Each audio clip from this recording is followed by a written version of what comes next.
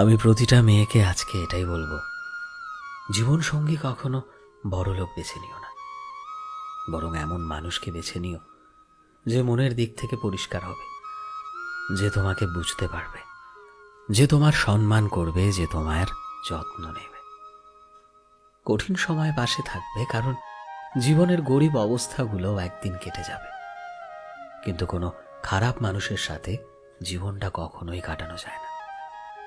যদি ভালোবাসার মানুষটা সঠিক হয়, তবে সে তোমার জীবনে এমনিতেই সুন্দর করে চলে আসবে এবং তোমার জীবনটা খুব সুন্দর করে দেবে।